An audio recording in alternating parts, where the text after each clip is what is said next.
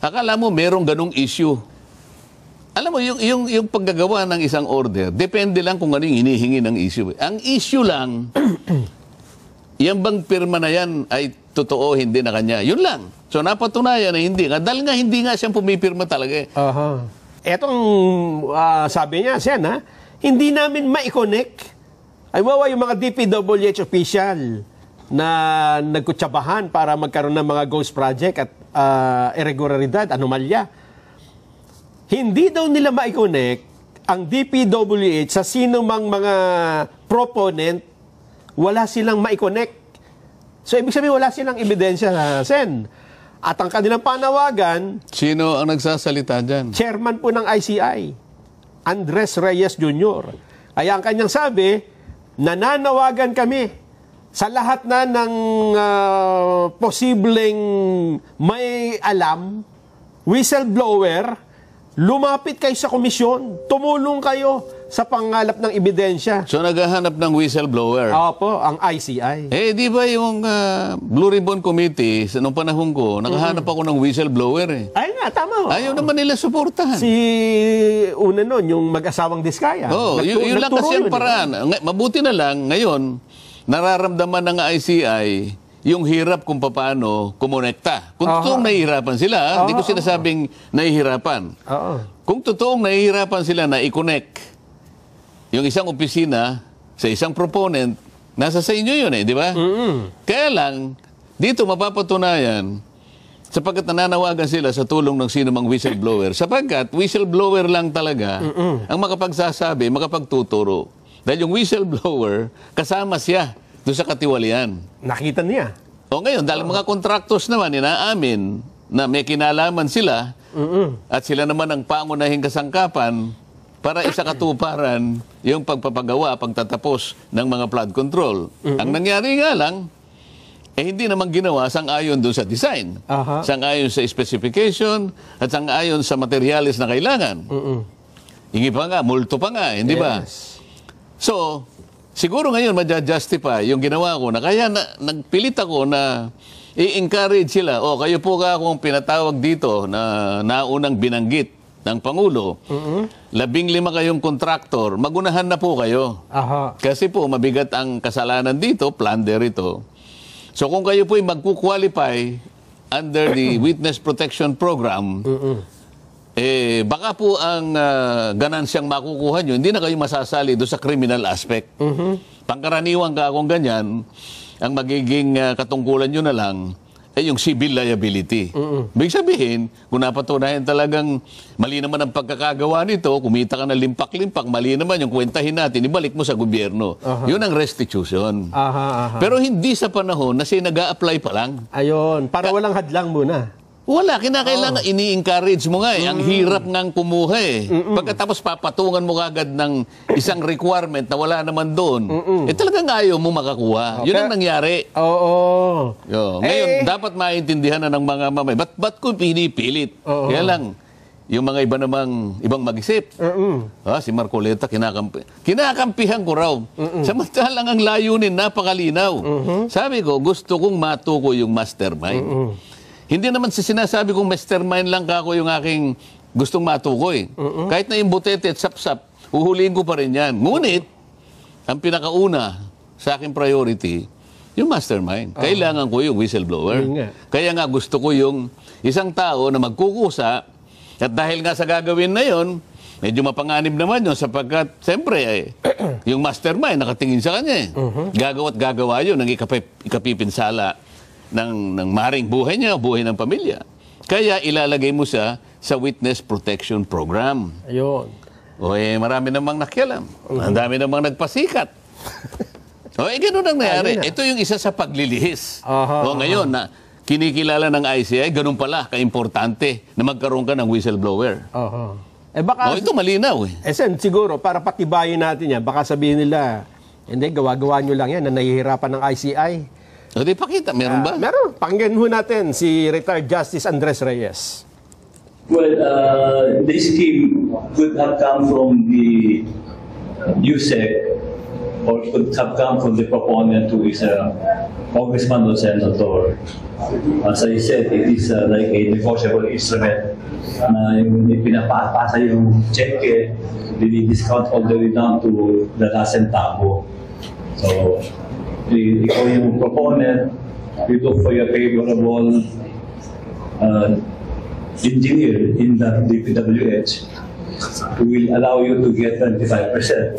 So, pag nakita mo na yun, you talk to him, and pag sinabi ng engineer na, sige, pwede ko, kaya ko magbigay ng 35%, ibibigay sa kanyang inyong kontrata. On that part naman, after that, yung mga engineer, maghanap ng contractor na willing mag-advance ng 25% of the contract price. So yung proponent, nakakuha na siya ng 35%. After that, wala na siyang pakialam doon, ano magagawa na ng trabaho yung engineer na will haggle again kasi mga partihan sila doon. I think that's the general scheme, no? Yung part ng whistleblower, pakihanap nyo, ha? Kasi dito, kinuwento niya kung paano yung scheme, Sen, eh. Pero may part doon na nananawagan siya sa publiko. Yun ang hinahanap natin. Yun yung theory niya eh. Yun ang scheme eh. Pero hindi ka pwedeng mag-prosecute based on a scheme. Ayun. Or a theory. Kailangan merong tetestigo. Yun ang patakaran ng batas natin eh. So kailangan merong tetestigo. Yun ang whistleblower. Ibig sabihin, Sen... sana yun ang napakita. Hindi, mamaya hanapin po natin. Yung mismong eksakto, yung nananawagan siya sa publiko. So, mabubuo na po ang sa isipan natin. Kasi dati hindi mo maintindihan pa noon no? Na parang maniniwala sila sa sinasabing ang baka gusto nyo proteksyonan ay ang mag-asawang Diskaya. Pero right now, pagkatapos ng mga development na ito, marirealize mo, mukhang meron ng mga gustong wag maituro yung mastermind. Kaya ayaw nila magkaroon ng whistleblower. Kasi nga, yung Diskaya, kung mapapansin mo, initial pa lang, nagpangalan na siya ng 17 members ng Kongreso. Aha. Wala naman nakagawa nun kung hindi siya. Ni si Alcantara at saka ni Hernandez, walang isang congressman silang naipakita. Pero dahil nagpilit siya na mapalagay sa Witness Protection Program, kinakailangan mo akong magbigay talaga ng substantial testimony, material talaga. Parang ngayon, pagka ikaw ay nag-apply dyan, at kung ikaw naman ay mapapayagan at ikaw ay magkukwalify, magiging state witness ka. Ayan, Chairman. As I said, we need whistleblowers because there is no connection from DPWH to the proponent. We have not connected with the proponent. So maybe it will be the ombudsman that can gather the evidence to connect these people charged to the proponent. Because it's hard naman to just say that a case is... Ayun, malinaw nga yun. Sabi niya, nahihirapan siyang i-connecta. Yes. Sa pagitan ng proponent. Yung may kinalaman dun sa pagpapatupad ng project. At saka yung empleyado ng DPWH. So, mangangailangan na kuha niya ng whistleblower. Yes. So, itinos niya sa ombudsman. Baka ang ombudsman, may magagawa siyang paraan tungkol dyan. So, sa mga tweet, pinatutunayan nila na tama yung direksyon na ginawa ko eh. Dahil nga napakahirap para lang magpasingaw ka. So, bibigyan mo siya ng bibigyan mo siya ng insentibo eh. Di ba, meron kang protection. Ang estado ang magbibigay sa'yo ng protection, kaya sabihin mo na yung gusto mong sabihin. Yun naman yung tuntunin eh. Yun ang, yun ang layunin ng batas. Gusto ng estado, magtagumpay siya sa pagpaprosecute ng mga may kasalanan. Yung mga tibali. Kaya, in exchange for that, bibigyan niya ng protection eh. So yung batas na yun, kung makikita mo sa title pa lang, sabi ko nga, patungkol yun sa protection at benepisyo nung taong nag-a-apply na maging state witness. Pagkas nag-a-apply pa lang, para bang ikaw mag-a-apply ka pa lang ng trabaho, ang kailangan lang, ito yung edad mo, ito yung ganito. Pagkatapos maglalagay ka ng requirement na wala doon, bayaran mo muna yung utang mo kay Pedro bago ka makapag-apply. Wala namang ganun eh. Doon sa batas. Doon sa batas. So, hindi mo talaga gusto na mag-prosecute. Ibig sabihin, gumagawa ka ng paraan para... Gumagawa ka ng paraan dahil takot ka dito sa... dahil baka magsabi talaga ng totoo ito, kaya dinidiscourage mo, kaya maglalagay ka ng additional requirement na hindi naman sinasabi ng batas. Pinapahirapan mo. Pinahirapan mo, pagkatapos sasabihin nila, si Marcoleta ang ano dyan, si Marcoleta ayaw niyang magsoli. Hindi po, wala akong sinabing gano'n eh.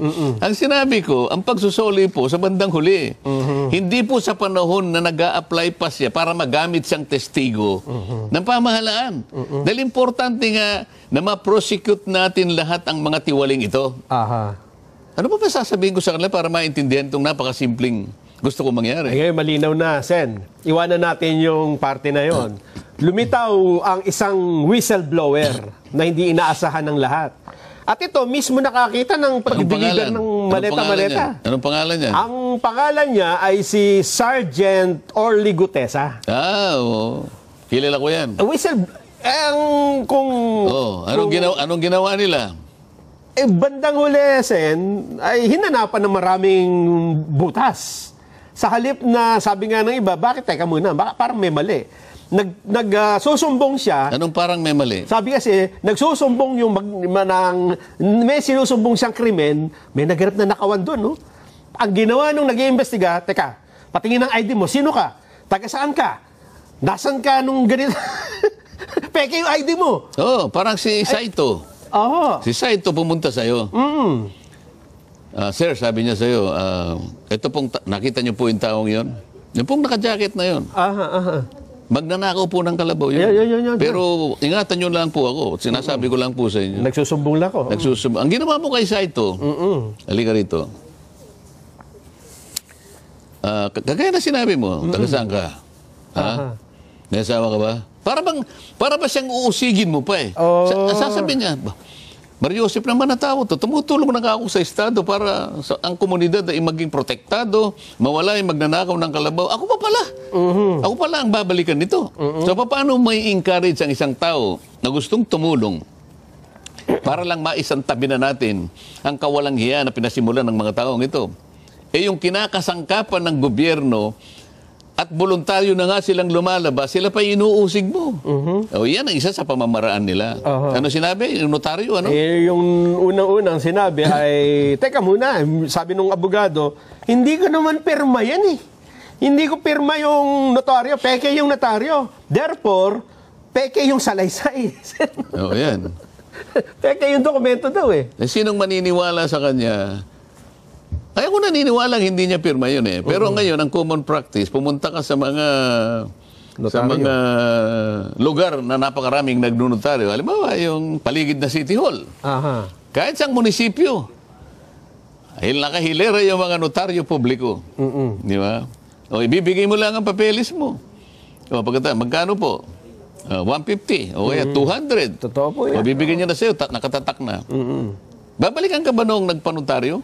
Ay, hindi. Sir, bago po ako umalis, pwede bang malaman ko talaga ikaw pumirma rin? Kayo po ba itong abogadong ito? Walang ganun. Sa totoong buhay. Walang At saka, halimbawa, sa kaso ni Gutesa, saan naman kukuha ng pantatak si Gutesa? Bakit niya pepekein yung notaryo? Hindi yung pagpapagawa lang ng pantatak. Madali naman magpanotaryo. Sa magnanakaw ng dry seal na pinangganyan niya doon sa... Di ba? Yun lamang pangalan nung yung lugar. Meron din yung Manila, halimbawa, kaya Quezon City. Maliit lang yun eh. Gaganunin mo eh. Tapos gaganunin. Saan niya kukunin yun? Di ba? Ano naman ang motibo ni Gutesa na mameki pa ng notaryo? Notaryo nga. Anong kikitain niya ron? Di ba? Pwede namang magpanotaryo talaga. Pero si Gutesa, sinabi ko, he is the most credible witness ever produced by this committee. Sinabi ko sa kanila. Why? Gutesa has everything to lose. He has nothing to gain. Nilagay niya sa panganib ang buhay niya at ang buhay ng pamilya niya. Alang-alang sa pagmamahal niya sa bayan. Pero anong ginagawa sa kanya ngayon? Hinuusig siya. Hinahanap kung nasa, nagtago yung tao pansamantala yata. Dahil nga, may patong pangayasa sa ulo yun eh. Ito pa. So sino ngayon? Hindi pa ba nahalata ng taong bayan? Yung talagang gustong magsabi. Kung nasaan yung pinakamalaking isda, yun ang pinagtatakpan. Yun ang inuusig. Yun ang ayaw suportahan. Kulang na lang na ikulong eh. Kulang na lang na, sabi pa nung, yung kakilala mo na senador, he might be liable for perjury. Ayun nga. He might be liable for falsification of the notary or blah, blah, blah, and blah, blah, blah.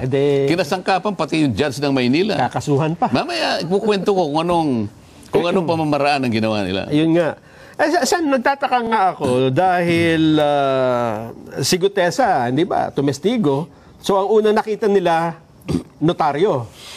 Pero lately, mukhang pati brand yata ng maleta.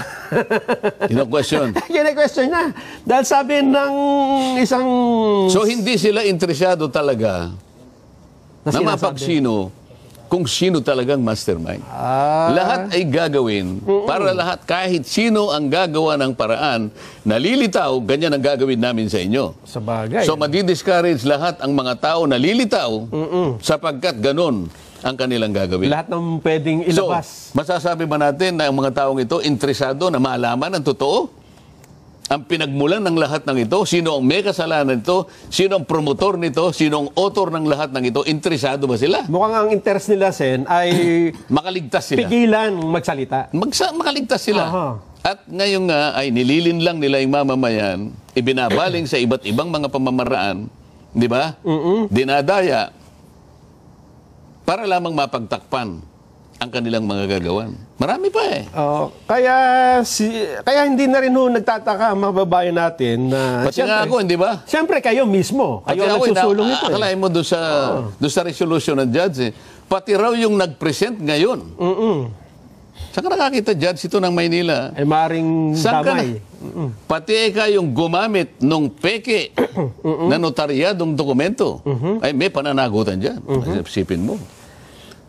Parang akala mo, hiniling nung abogada na gano'n ang gawin ng judge, kinakailangan panghimasukan.